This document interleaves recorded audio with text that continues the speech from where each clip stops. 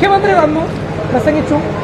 നിലമ്പൂരിലൂടെ ഭരണത്തുടർച്ചയിലേക്കാണെന്നാണ് മുഖ്യമന്ത്രി പറയുന്നത്. അത് പാലക്കാടും പറഞ്ഞിരുന്നു, തൃക്കാക്കരയിലും പറഞ്ഞിരുന്നു, അതുപോലെ തന്നെ പുതുപ്പള്ളിയിലും പറഞ്ഞിരുന്നു. പാലക്കാട് കുറച്ചധികം പറഞ്ഞിരുന്നു.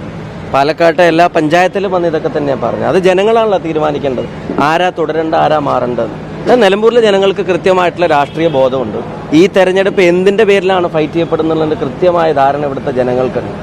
ആ ജനങ്ങൾ, ഇവിടുത്തെ വന്യമൃഗങ്ങളുടെ ശല്യം സഹിക്കാൻ കഴിയാത്ത ഇവിടുത്തെ ജനങ്ങൾ അതൊന്നും പരിഹരിക്കാത്ത ഈ ഗവൺമെൻറ്റിൻ്റെ ശല്യവും തീർക്കാൻ കാത്തിരിക്കുകയാണ്.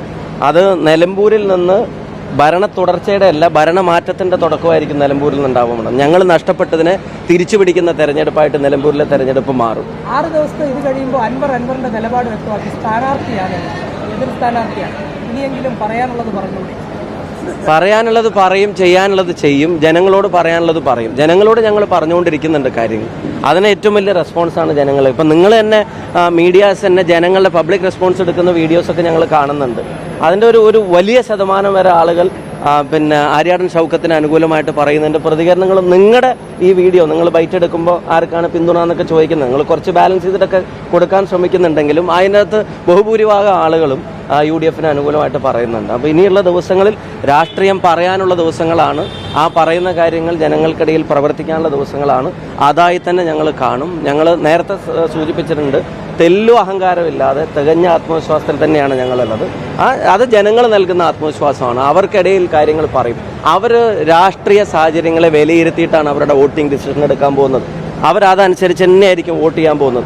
ഈ ഗവൺമെൻറ്റിന് തുടർച്ചയുണ്ടാവുമെന്ന് മുഖ്യമന്ത്രി ഇവിടെ പറഞ്ഞത് തന്നെ ഞങ്ങൾക്ക് അനുകൂലമായ ഘടകമായിട്ടാണ് മാറാൻ പോകുന്നത്. ഗവൺമെൻറ് മാറണം എന്നുള്ളത് കേരളത്തിലെ ഭൂരിപക്ഷം വരുന്ന ജനങ്ങളുടെ ചിന്തയാണ്. അപ്പോൾ അതിന് തുടർച്ചയുണ്ടാവുമെന്ന് മുഖ്യമന്ത്രി ഇവിടെ പറഞ്ഞത് നിലമ്പൂരിൽ ഞങ്ങൾക്ക് അനുകൂലമായിട്ടുള്ള ഘടകമാണ് പോകുന്നത്. ഈ ജനങ്ങളുടെ തീരുമാനങ്ങൾക്ക് തടസ്സമാവാൻ കഴിയാവുന്ന, UDF ജയിക്കണമെന്ന് ആഗ്രഹിക്കുന്ന ജനങ്ങളുടെ തീരുമാനങ്ങൾക്ക് തടസ്സമാവാൻ കഴിയാവുന്ന ഒരു ഫാക്ടറും ഇവിടെ എക്സ്റ്റേണലായിട്ട് ഞങ്ങൾക്ക് എതിരായിട്ട് ഞങ്ങൾ കാണുന്നില്ല.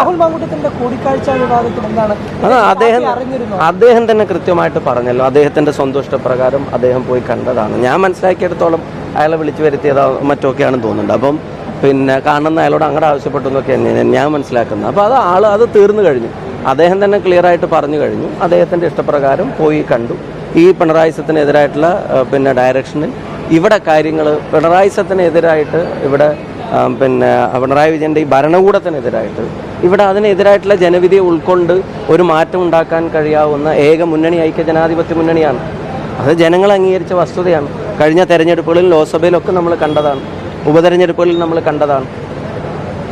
യഥാർത്ഥത്തിൽ അതിനെതിരെ, അഴിമതിക്കെതിരെ, ആശാവർക്കർമാരുടെ പ്രശ്നമായിട്ട് ബന്ധപ്പെട്ട് ഇവിടുത്തെ സാമ്പത്തിക സ്ഥിതിയിലെ കെടുതി, ഇപ്പോൾ കടമെടുപ്പിനെ പറ്റി കൂടുതൽ വാർത്തകൾ ഇന്നും പുറത്തു വന്നുകൊണ്ടിരിക്കുകയാണ്.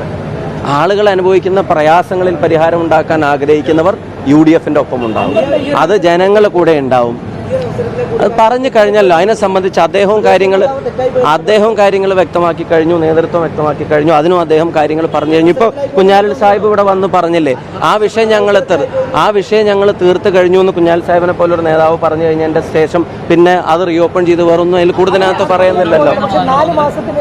4 മാസം പിണറായി വിജയനെതിരെ പറഞ്ഞിട്ട് ഇപ്പോൾ വീണ്ടും മത്സരിക്കുമ്പോൾ അദ്ദേഹത്തെ മറ്റൊരു തരത്തിൽ സഹായിക്കുകയല്ലേ അൻവർ ചെയ്യുന്നത്? അതിന് അദ്ദേഹമാണ് ആലോചിക്കേണ്ടത്. അദ്ദേഹമാണ് അത് ആലോചിക്കേണ്ടത്. ഞങ്ങൾ ഈ ഗവൺമെന്റിന്റെ മുഴുവൻ ചെയ്തികളും തുറന്നു കാട്ടും. ആ ഗവൺമെന്റിന്റെ പരാജയങ്ങൾ ഞങ്ങൾ തുറന്നു കാട്ടും. ജനങ്ങളുടെ എക്സ്പെക്ടേഷൻസ് എന്തായിരുന്നു, ജനങ്ങൾക്ക് കൊടുത്ത വാക്ക് എന്തായിരുന്നു, കെട്ടിപ്പൊക്കിയ കാര്യങ്ങൾ ജനങ്ങളുടെ മുമ്പിൽ ഇപ്പം എങ്ങനെയാണ് അവർ അവതരിപ്പിക്കുന്നത്, ഇത് മുഴുവൻ ഞങ്ങൾ തുറന്നു കാണിക്കും. അത് തുറന്നു കാണിക്കുമ്പോൾ ജനങ്ങൾക്ക് അറിയാവുന്ന കാര്യങ്ങൾ ഞങ്ങളെ ഓർമ്മപ്പെടുത്തുമ്പോൾ ഞങ്ങൾക്ക് അനുകൂലമായിട്ടുള്ള വിധിയെഴുത്തുണ്ടാവും. ആശാവർക്കർമാരുടെ പ്രശ്നം, അഴിമതിയുടെ പ്രശ്നം, ലഹരിയുടെ പേരിലുള്ള അരാജകത്വത്തിൻ്റെ പ്രശ്നം.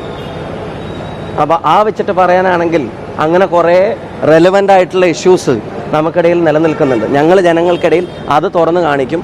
ജനങ്ങൾ അത് അക്സെപ്റ്റ് ചെയ്യും, ഞങ്ങളെ വിജയിപ്പിക്കുമെന്ന് തന്നെയാണ്. പിന്നെ UDFൻ്റെ പ്രവർത്തകർ അവർ ആത്മാർത്ഥമായി ഒറ്റക്കെട്ടായിട്ട് ഗ്രൗണ്ടിൽ ജോലി ചെയ്യാൻ ചെയ്തു തുടങ്ങി എന്നുള്ളതാണ്.